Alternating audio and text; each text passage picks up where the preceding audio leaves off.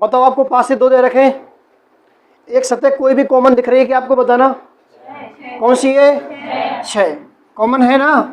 तो अब सुनो बेटा, अब आपको जो सीखा ना अब तक यहाँ पर पहचान करना कि पासा मानक है कि साधारण, वो चीज़ भूल जाओ, अब भूल जाओ वो चीज़, यहाँ पर उसका कोई काम है नहीं है।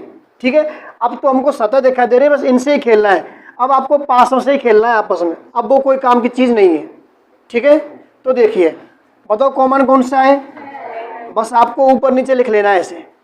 ठीक है, अब देखिए घड़ी की दिशा जानते हो क्या आप? घड़ी 12 से 1 की ओर चलती है, 12 से 11 की ओर, 12 से 1 की ओर।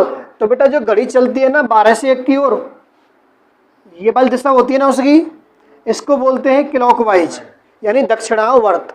ठीक है, ये होती है घड़ी की दिशा। अगर घड़ी 12 से 11 की ओर ऐसे चलेगी, ये होती है एंटी क्लॉकवाइज वामावर्त, घड़ी की विपरीत दिशा। आई बात समझ में? अब सुनो, आपको इन दोनों में से एक चूज करना है, एक को चूज करना है आपको कि कौन सा घुमाना चाहते हो आप। आपको 6 पकड़ने हैं दोनों तरफ से, और दोनों ही पासों में या तो क्लॉकवाइज घूमिए या एंटी क्लॉकवाइज, पर घूमना बेटा एक ही है।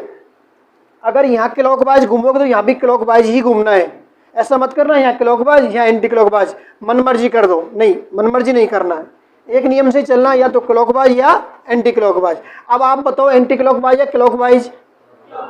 घड़ी दिशा सही होती है ना क्लॉकवाइज, तो वही चलते हैं। तो देखिए बेटा आपको ऐसे घूमना है, बताओ घड़ी ऐसे ही घूमती है क्या? क्लॉकवाइज घूमे नहीं घूमे? आप घूम गए। अब बताओ 6 के बाद घूमने पे क्या आया? तो 6 के बाद लिख दिया हमने 3, 3 के बाद इधर 6 के बाद और 2 के बाद, क्लियर? अब देखो ये जो ऊपर नीचे के अंक लिख रहे हैं ना आपके, ये होते हैं आपस में विपरीत, यानी 3 के विपरीत 2 और 2 के विपरीत 3, 1 के विपरीत 5, 5 के विपरीत 1। बोलो बात समझ में आई कि नहीं आई? और 6 के विपरीत कभी 6 होगा क्या? नहीं होगा। इसका मतलब पासे में सतह कितनी होती है? 6। कितनी होती है? देखिए 6, यही है ना। 3 के विपरीत क्या मिल गया? 2, 1 के विपरीत क्या मिल गया? और तो बताओ बेटा 6 के विपरीत क्या मिलेगा हमको? यानी आपको जो दिखाई नहीं दे रहा, छिप रहा है, वो कौन सा छिप रहा है? तो 6 के विपरीत क्या बन गया? समझ में आया कि नहीं आया? दोबारा देखिए कॉमन कितना है, आपको कॉमन अंक पकड़ के लिख लेने हैं ऊपर और नीचे। उसके बाद घड़ी की दिशा में घूमो, चाहे घड़ी के विपरीत घूमिए, क्लॉकवाइज या एंटी क्लॉकवाइज, दोनों में समान घूमना है। पहली बात ये ध्यान रखनी है। 6 के बाद बताओ क्या आया है? 3, 3 लिख लिया, फिर 1, 1 लिख लिया। इधर देखो 6 के बाद 2, 2 के बाद 5, तो 6 के बाद 2 लिख लिया और 5 लिख लिया। अब जो ऊपर नीचे वाले लिखे थे हमने, ये आपस में कैसे होते हैं? विपरीत। ये ऊपर नीचे वाले कैसे होते हैं? विपरीत। अब बच गया हमारा 6, 6 के विपरीत 6 तो हो ही नहीं सकता है। तो आपको देखो पासे में चेक कीजिए कौन कौन से अंक आपके आ गए और कौन सा बच गया। बताओ कौन सा बच गया? 4। जो 4 बच गया है वो पीछे छुपा हुआ है, वो किसका विपरीत होगा? आपका 6 का। बोलो बात समझ में आई कि नहीं आई? कोई दिक्कत यहाँ तक? अगला एग्जाम्पल करोगे? ठीक है, तो एग्जाम्पल लिख रहा हूं मैं। नीचे एक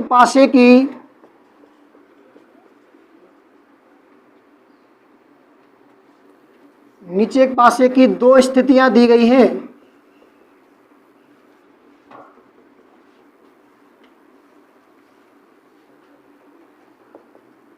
तो बताइए 4 के विपरीत सतह पर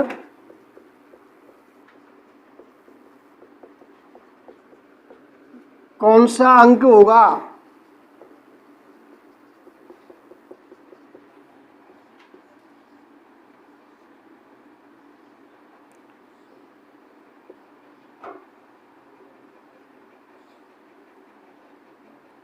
देखो आप एक काम करो बेटा, पासा आप शॉर्ट में बाई बना लो, ऐसे बना सकते हो, कोई दिक्कत नहीं। देखो बाई से बनाना, ये आप अगर पासा सही नहीं बनता है बाई बना लो, कोई दिक्कत नहीं। ठीक है, ये वाली जैसे देखो यहाँ ऊपर में जैसे 2 4 5 लिख रहा हूँ, तो ऐसे देखो 2 4 5, बताओ सही बात है नहीं है?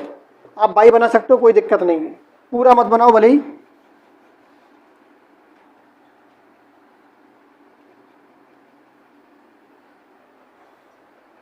अब आपको 4 के विपरीत बताना है, ठीक है। तो देखिए कॉमन अंक कितना है, पहले ये देखो आप 4 ही आ रहा है ना, तो सबसे पहले क्या करेंगे, इसको ऊपर नीचे लिखेंगे, नहीं लिखेंगे बताओ? लिख लिया। लिखने के बाद देखिए कैसे घूमना, क्लॉकवाइज या फिर एंटी क्लॉकवाइज। चलो क्लॉकवाइज घूम जाते हैं, सही बात है ना। तो 4 के बाद 2, 2 के बाद 5, 4 के बाद 2, 2 के बाद 5, 4 के बाद देखो 3, 3 के बाद 6, 4 3 6। ये ऊपर नीचे के आपस में कैसे हैं, विपरीत। 2 का विपरीत पूछे तो कितना आएगा, 5 का पूछे तो, 6 का पूछे तो, 3 का पूछे तो।